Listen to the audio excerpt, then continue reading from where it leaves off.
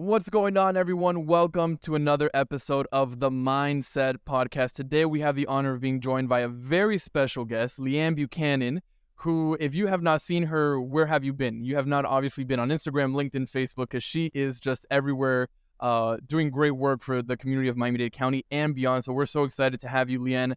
Welcome to the podcast.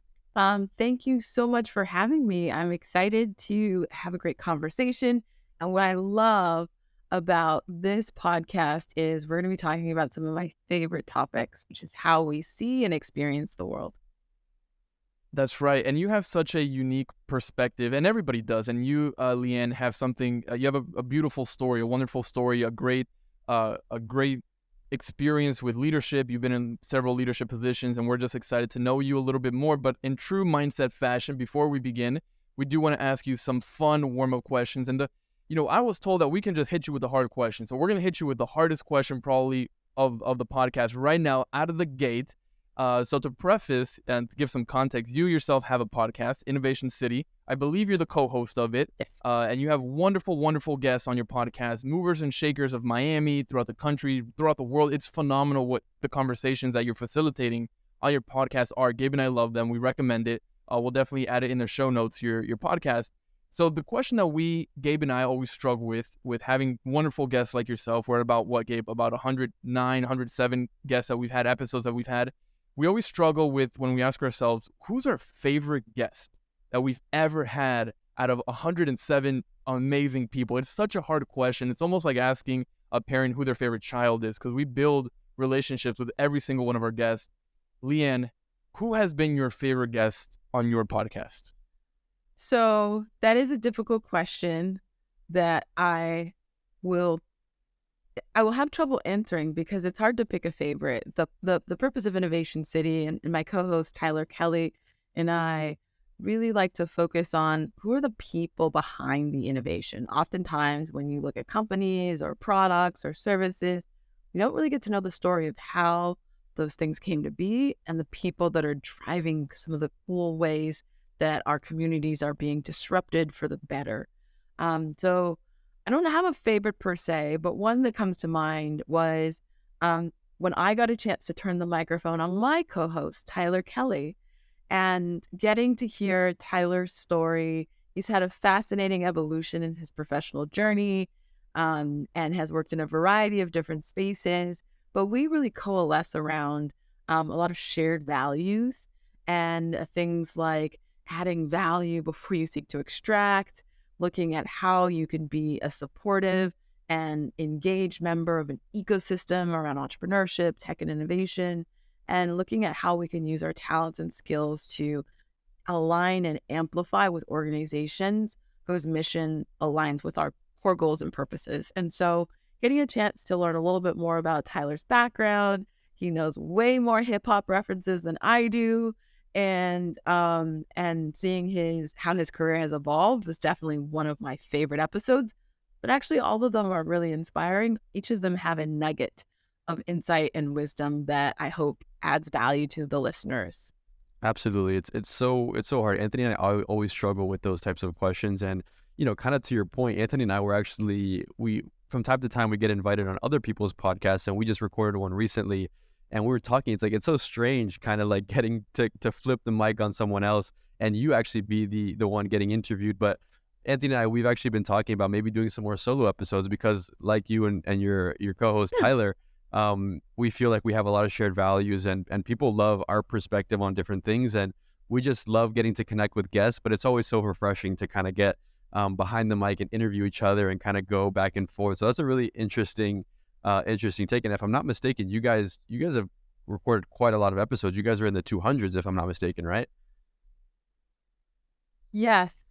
We'd taken a little bit of a break because we have been well into the 200s of episodes. And really the podcast started because the former co-host and Tyler came to me when I was running the Venture Cafe and said, we want to do something to add value to Miami. What do you think about this podcast idea? And I was like, sure, I'll come on board. And I think that's a great example of how some of the coolest projects get started, which is where you can find people that are eager, that are willing to put in the work, and whose passions really align. I love it.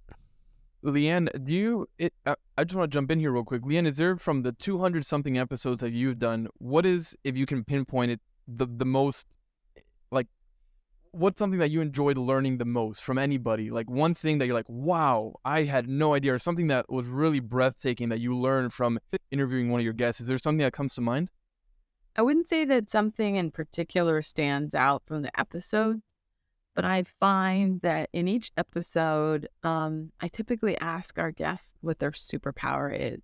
That's a question that I love to ask Oh, people, because I think just even the process of trying to identify and name your superpower, what makes you unique, is such a great conversation starter. So for me, I would say in the aggregate of learning about people's different superpowers and how they first discovered it and how it shows up in their life is probably the biggest takeaway for me. That's so good.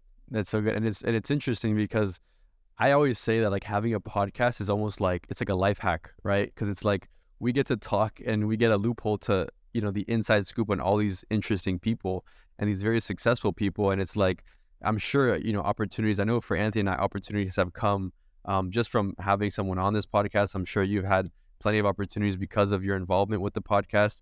And I love the name of it. And this kind of is a perfect segue into our next warm-up question, which, the name of your podcast is Innovation City, which I think I know what city we're talking about when we talk Innovation City.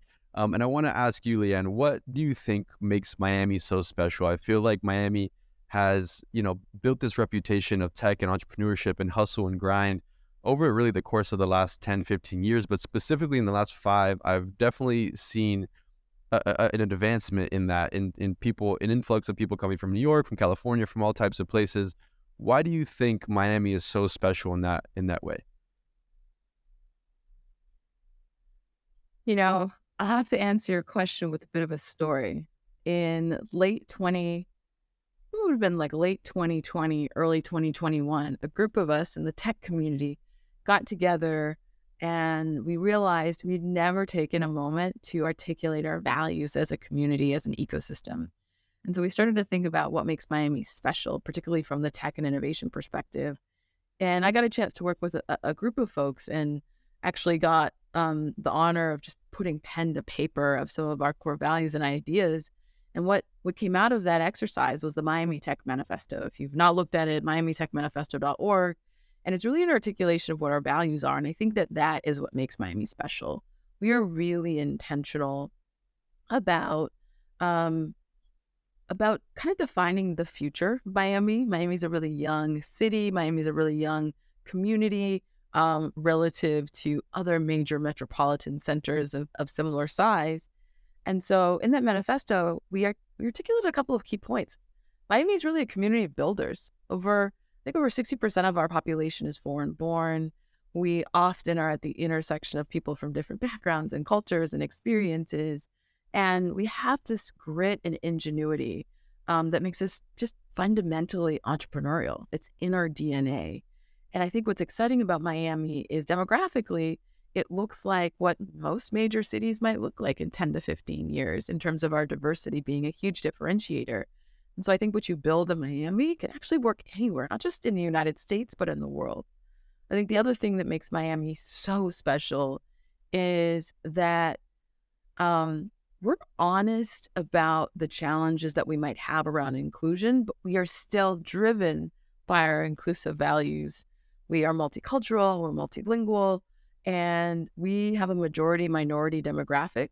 And so we are looking at ways that we can really celebrate people's unique experiences and backgrounds, but also find a way for the community to come together. I think the last thing that makes Miami super, super special is we are typically women-led, particularly in the tech ecosystem. We're the only major city that was founded by a woman, the only major city in the United States that was founded by a woman. And so many of the resources and the leaders in our community, our mayor, the first female mayor of Miami-Dade County, Daniela Levine Cava, and in government and in the private sector, we see so many women leading things.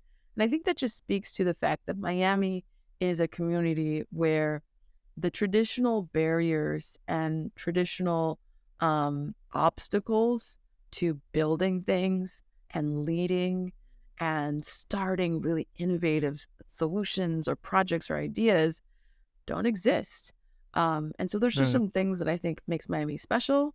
But as someone that was born in Canada, the weather is definitely what makes Miami amazing. Yeah, I love it. And those all things are what makes Miami beautiful and unique. We had Keith Carswell, who you might know, not too long ago on the podcast. He's with Venture Miami. And he also said the same thing, that Miami is so unique in so many different ways. And we can't ignore, like you said, some of the challenges that we face. Everything is expensive, but that's almost pretty much everywhere. But in Miami in particular, it's so expensive to live, especially for people out of college. And, the traffic is not always very friendly. But those are things that we have to embrace. We acknowledge them.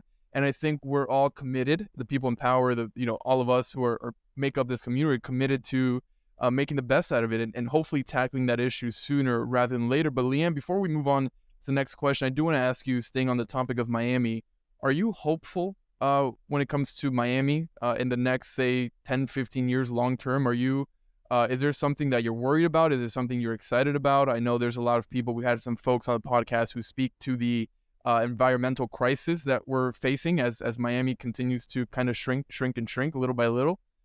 What's your take on Miami long term? I know right now we're in a great moment. We're in this movement that we're all loving it. But long term, what are we thinking for Miami? So where some people see challenge, I like to frame as opportunity. I think that turning our deficits into assets, particularly when we lead through a mindset of innovation, is where we can actually create some of the coolest solutions. So yes, we are facing an existential threat in terms of our land mass, of what Miami might look like by 2040 and 2050. And yes, sea level continues to rise.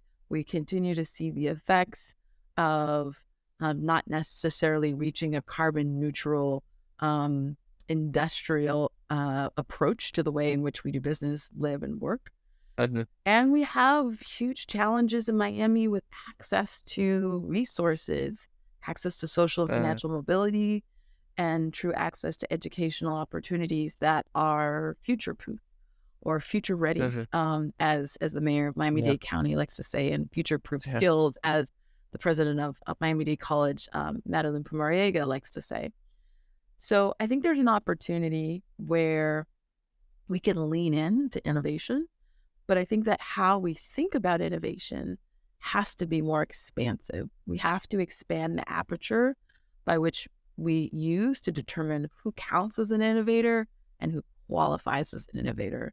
And a lot of my work, and actually just did a TED Talk on this particular topic, is really thinking about how do we empower more people from diverse backgrounds, experiences, and identities to see themselves as innovators and to feel empowered to create solutions based off of their experiences to some of our challenges. And so I think that's a great opportunity for us to lean in through innovation instead of necessarily being scared of some of these challenges. As I was looking at your LinkedIn, Leigh-Ann, I honestly couldn't even begin to think where to, what position you're in, because you're involved with so many things and so many amazing, innovations and projects. And I kind of wanted to give you the floor on that. And, what would be a normal day in your life and the different projects that you are a part of right now? I know you're a major player in the equity and investment and VC space. And everything, all things Miami, really. So I kind of want to give our audience a little bit of context before we dive any deeper on what does a day in the life of Leigh-Ann Buchanan look like? There's no typical day. So my day job is I serve as president of the Miami-Dade Innovation Authority, which is a relatively new organization and nonprofit that invests in partnership with the public sector, the private sector, and the philanthropic sector into early stage technology and innovation companies that have solutions that solve challenges, quality of life challenges for Miamians. And so that can look like a little bit of research to understand from community, from constituents, from different departments, anchor institutions, or local government, where where there might be a challenge that an innovative solution might exist. It could be talking to startups or other investors.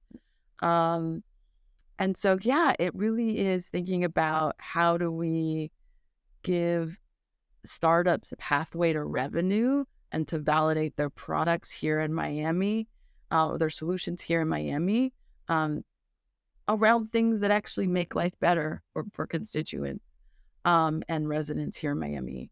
I also am the founder of the Nyah Project, which is a nonprofit that has this fundamental belief that access changes lives. So access to leadership development experiences, including those rooted in travel in countries around the world, as well as just the skills and strategies needed to navigate the pathway into college. So we work with a select group of fellows every year around their leadership journeys and how to help them get into college. We also partner with local organizations who are serving the same populations, underrepresented high school students on their pathway to college, as well as most recently partnering with a school district to train their CAP advisors and embed our EdTech platform into the in-school environment to help improve outcomes in college access for underrepresented students. So for me, it's most exciting, like a day in the life. Just yesterday, we celebrated the kickoff of our 10th year, and we were able to unlock over the last 10 years, $26 million in scholarships to students. Wow. So we celebrated a recent cohort, 100% get into college, 100% won full rides, 100% got scholarships at over 100 acceptances for just 12 students. So in our fellowship cohort, they're really doing amazing things. And so that might look like really working with other stakeholders to understand how we can remove the barriers to access to college for students. I didn't pay for school, undergrad, law school, or any of the executive programs I've been a part of. And so that's really important to me to see if I can play a role in paying it forward just through some of the strategies that I've developed that have successfully achieved good outcomes over time. That's wonderful. I think you have the best job ever. Like, you just described it to me, and that sounds like so much fun because the work that you're doing, I'm sure you can see a tangible change. A lot of people, when they go to work, there's not an opportunity to see tangible change, maybe long-term change, but tangible change day in, day out is what you're doing. And that's so wonderful. And, a question that I have, Leigh-Ann, is you're doing it already with your positions, but how can maybe some of our listeners who, just to remind you, are college students, recent college grads, high school students, young professionals, how can we help to close the social gap? How can we help to give access to everybody, especially those who might not have it readily available, like some of us in Miami? What can we do on the day-to-day to help your cause really, because you're after this same mission as well? What can we do? What practical things can you share with us? Well, I'd say my personal mantra, kind of how I see the world, is people, purpose, and impact over everything else. And so if you're passionate about kind of removing some of the barriers or access gaps, you have to understand where the leaks exist and then focus there. A lot of times we get overwhelmed by the sheer scope of the problem. For example, when it comes to Nyah Project, we see that the immediate college enrollment rate for Black and Latino students is statistically different than their counterparts. In some variances, there's disparities of at least 9%, which is huge. And so that could get overwhelming to say, I can't move a national statistic. But there are very small ways to be able to plug the leaks. Using that work as an example, we just start by working individually with small groups of students. And then we expanded to, content in a platform that now serves thousands of students. And now we're thinking about partnering with a school district and other school districts at scale to serve maybe hundreds of thousands of students. And so for me, it just starts with one person. If you're able to serve and support one person in a specific way over the course of time, you don't necessarily know how that intervention can change the trajectory of their life. And so I think it's important not to lose sight of the fact that behind every social problem are people, and people are both the solution and also the most affected. Leigh-Ann, I work a lot with nonprofits, and I've been in, not directly, but as clients and different things in that industry. And I always like to say, if you don't know, you can't care. And I feel like that's really part of the problem, because so many people, young people like us, are ignorant to the fact that these statistics are real. And, we're living day by day not knowing the impact that we can actually make as a young community. And I think that's so important. And I think that it's, so unique that you're doing this and helping so many people. Like Anthony mentioned, you're seeing a practical and tangible impact on a daily basis, and if not on an annual basis, with these kids getting scholarships to schools. But I want to dig a little deeper into how you found out about this. Like, what was your experience getting, diving into this sector and, into these nonprofits to be able to actually see yourself and position yourself in a way where you could make an impact? Well, with Nyah Project, I'm the founder, so I started it, and someone helped me get into college, and then I just was coaching other people to get into college, and then I had a leadership program opportunity, and this was the project I proposed. Now, 10 years later, we got over 100 students that have become our fellows, and we've worked with probably thousands of students with leadership development and other types of support. So sometimes you just got to start it if you don't see the solution. Yes. But at least in terms of my work around tech and innovation and kind of how I have been able to lead organizations or design projects that help make tech and innovation more accessible to everyday people, I would say that you have to be interested. So I was kind of interested in how these great tech companies are able to have a social impact, or what is the role of innovation in driving new ideas forward, particularly as it relates to folks that traditionally don't see themselves as innovators. I would say to anybody that is looking to maybe become a leader in their space, there are a couple key factors that I think are critical. One, you just got to be curious. I am a naturally curious person. I'm a lawyer by trade, so I practice law. I'm a trial lawyer, state and federal courts, complex commercial litigation. And lawyers research a lot. They're curious about things. They look to find the answers. And so I would say curiosity is probably the number one skill set that you can employ, and looking at how you can better serve community, but to do so through a pathway to leadership. I think the other thing to think about is how you might step outside your comfort zone. So we got curiosity, your comfort zone will kill you. I switched from being a lawyer into the tech and innovation industry. I didn't even know what Google Docs was when I started running the Venture Cafe. And in fact, it wasn't secure enough to use for lawyers, given our rules around professional responsibility and document disclosure and our privilege. So I didn't even know what Google Docs was.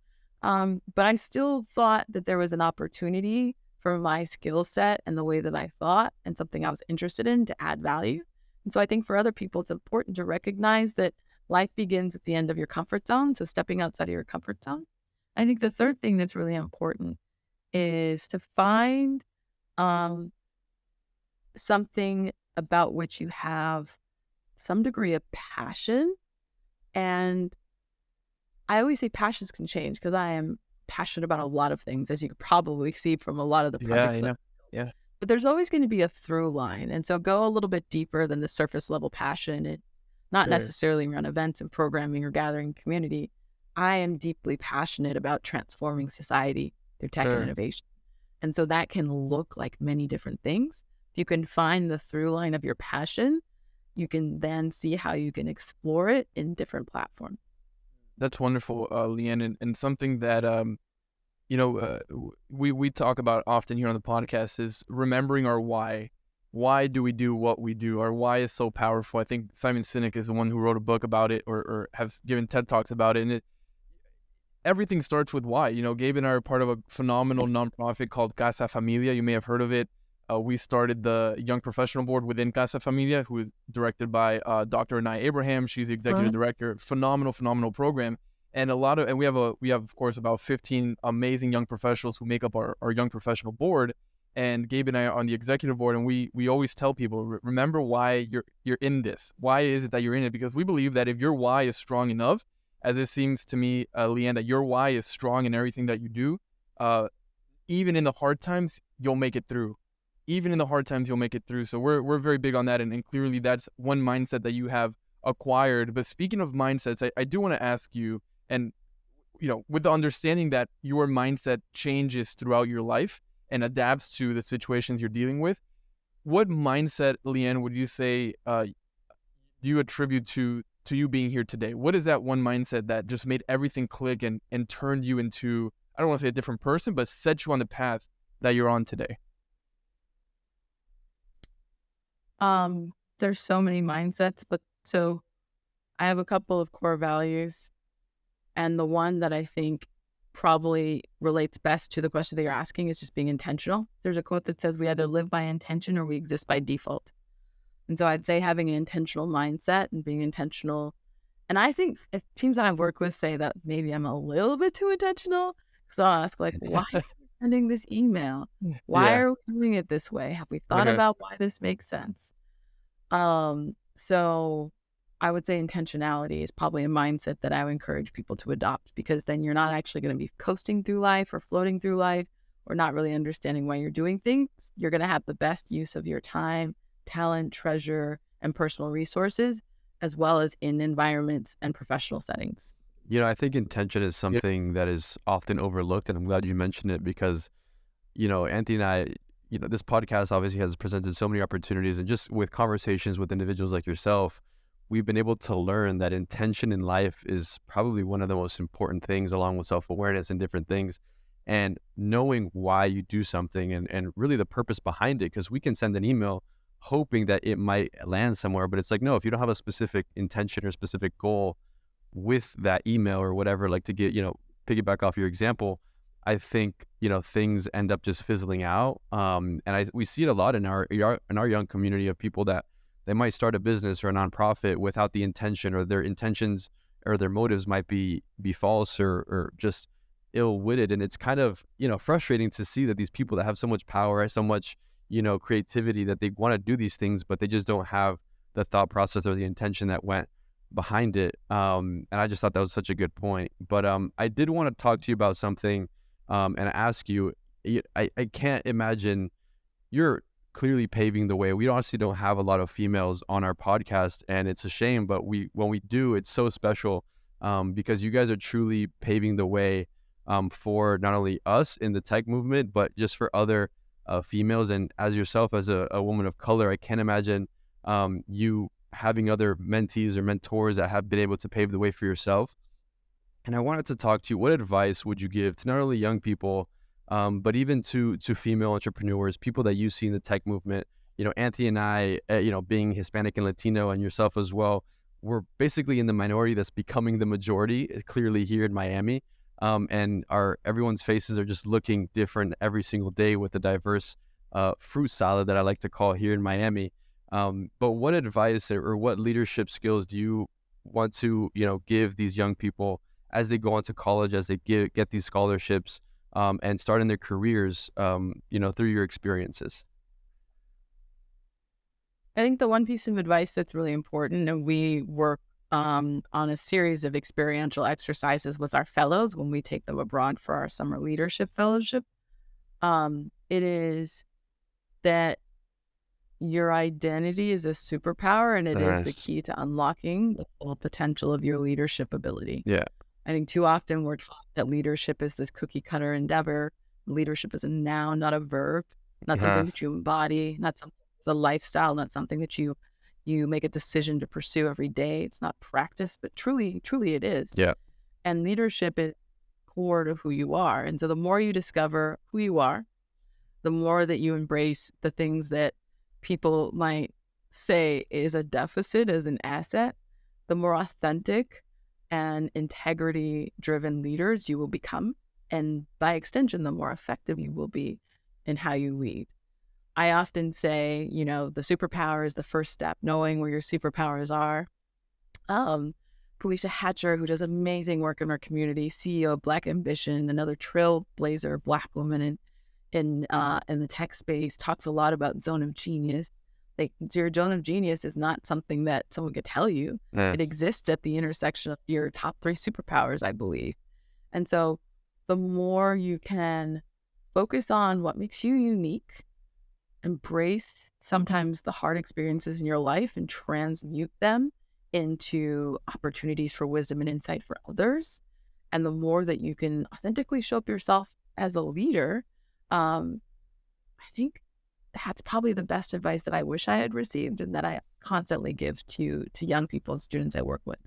That's so good. I think that's, again, selfishly, these podcasts, these conversations, we always like to say, if one person hears them, that's good enough for us, because we feel like the words, coming out of your mouth and so many others that have been on this podcast are so impactful.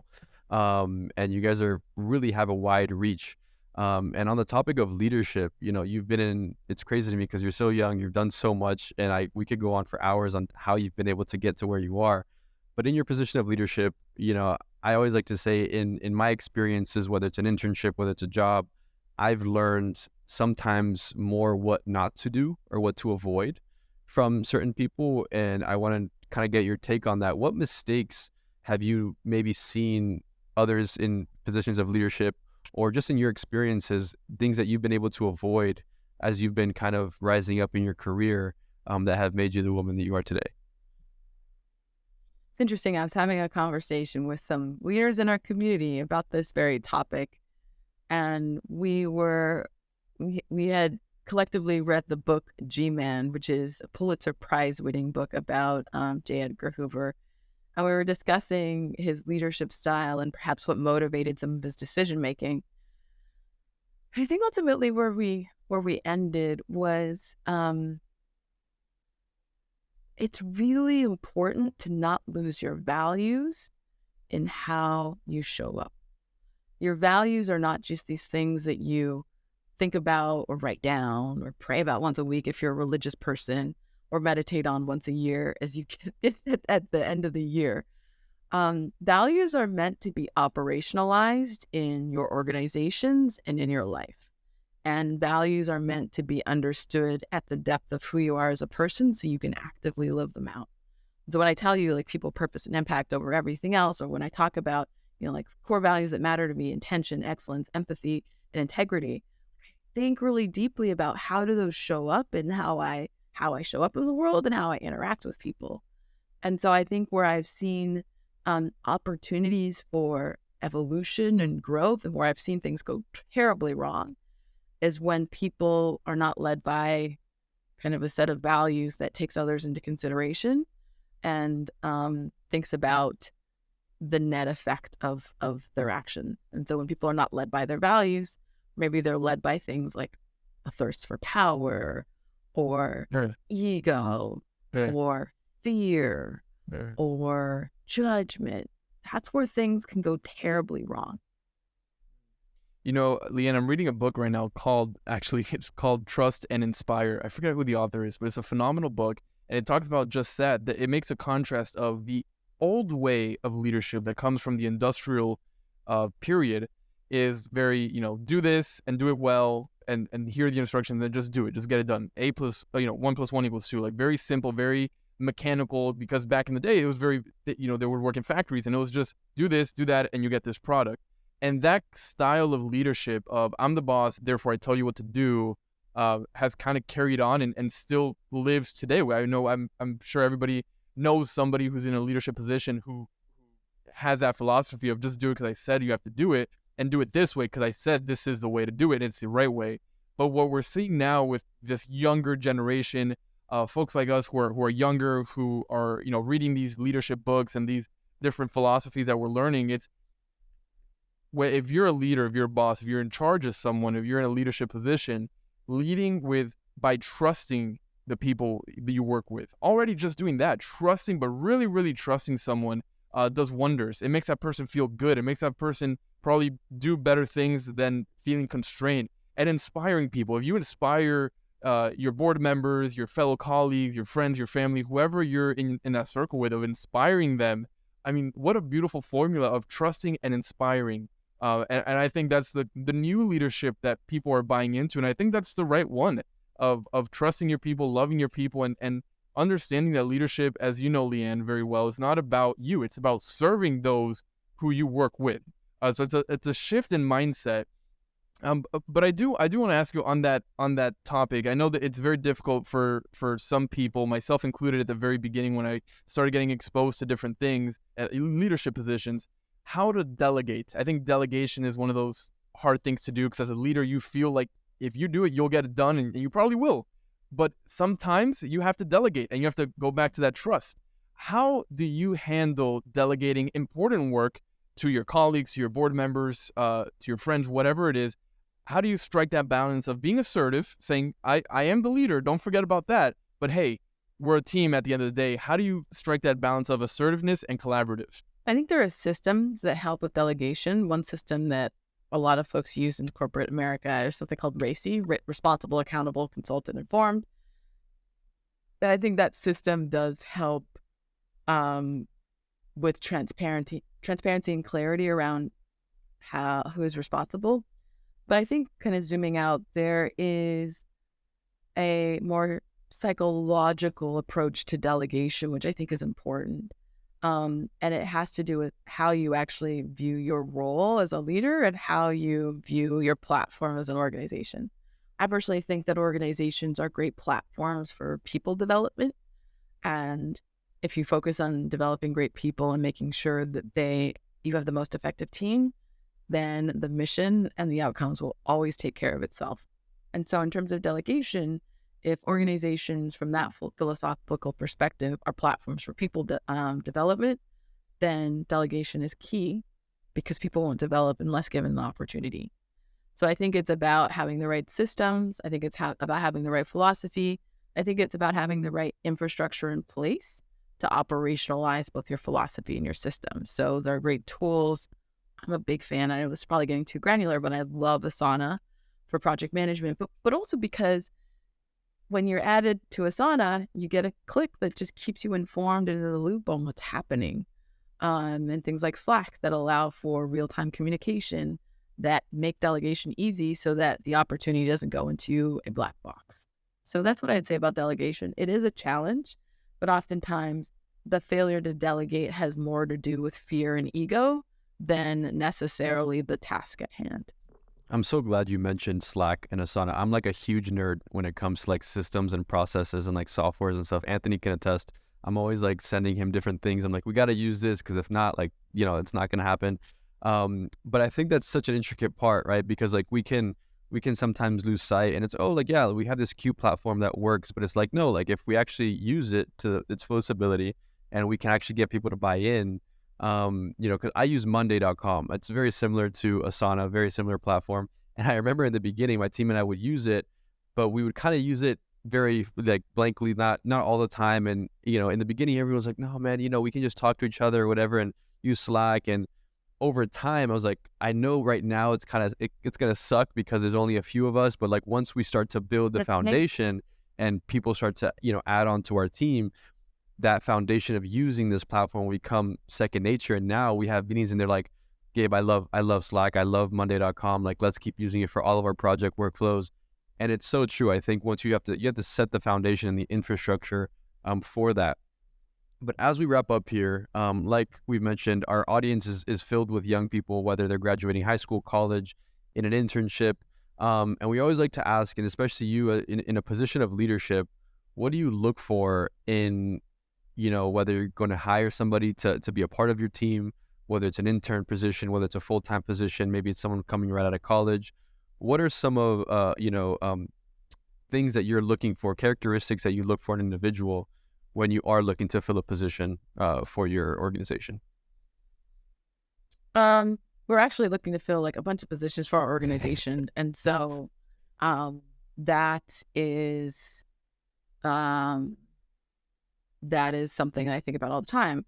So a couple of things. One, I really try to evaluate competencies are there. Like if you're applying for a job, you should be competent. So I don't want to get into the specific competencies, but things that I look for beyond competencies is people's relationship to a couple of what might seem to be esoteric concepts. So I look to evaluate people's relationship to themselves, see how self-aware they are, how focused on growth and evolution they are, and how open they are, how like gritty or growth mindset and open-minded they are about themselves. I look at people's relationship to uncertainty. How do they assess risk? How comfortable are they with lack of certainty, lack of structure? We work in a very agile startup environment, so your relationship to uncertainty is important. Similarly, I look for people's relationship to change. How fixed are they? How stuck on change are they? How open for change are they? I also look for people's relationship to how they value and treat others. I worked at a firm one time and they said, we have a no asshole policy. You can be the greatest in the world, but if you're an asshole, we actually don't want you working for us. And so I think it's really important to understand people's relationship to their own values and the values of the organization and the culture of the organization. Those might seem like very kind of silly ideas, but and then people's relationship to fear. It's really important. When you are in the innovative space, and a lot of the projects I work on are things that haven't been done before, it's kind of how I roll. I'm a bit of a disruptor in that regard. And so if you're super fearful, there's a appropriate balance between being cautious and assessing risk and then being paralyzed by fear. And so being able to understand where people fall along that spectrum is really critical, particularly for startup environments. Very interesting. And we always like to have the last question go something like this. And Leigh-Ann, the question is, what's next for you? What does your next chapter look like? Are we going to see Mayor Buchanan of Miami-Dade County one day? Are we thinking about politics? What does the next chapter of your life look like? Next chapter does not live in politics or government or the public sector and public service. Fair enough. It does not. I can assure you. But the next chapter is right now. I recently was appointed to lead the Miami-Dade Innovation Authority as its president. I'm really excited to get that organization off the ground. I think it can have a transformative effect in our community, not only in terms of solving specific challenges in a more efficient, agile, innovative way, but it's going to have an economic development impact in the fact that the companies we support will be in Miami. They will create jobs. They'll create opportunities. They'll grow and they'll scale. But I also think, we have this vision on my Nyah Project hat that we want to unlock $1 billion worth of scholarships for underrepresented students across the country. Right. And so we are at 25 million. And so I think part of this next chapter and leading the Innovation Authority and working very closely with the team at the Nyah Project, the nonprofit that I started, I think we're just going to really help bridge access, opportunity, and equity gaps through new solutions and platforms.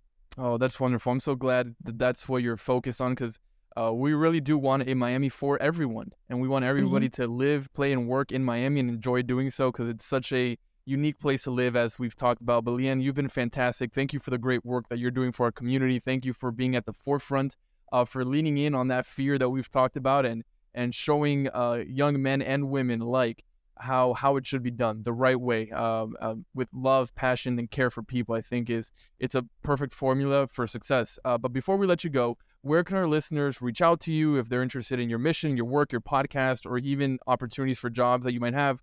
What's the best place to hit you up? So the best place to find me personally is always on my website, leighanbuchanan.com. Very simple, easy to find. There's a contact page that tells you how to get in touch. In terms of the work at Nyah Project, you can always find a lot of information on nyahproject.org, nyahproject.org. And if you're looking to engage with the Miami-Dade Innovation Authority, mdia.miami. There you have it. Well, thank you so much for joining us.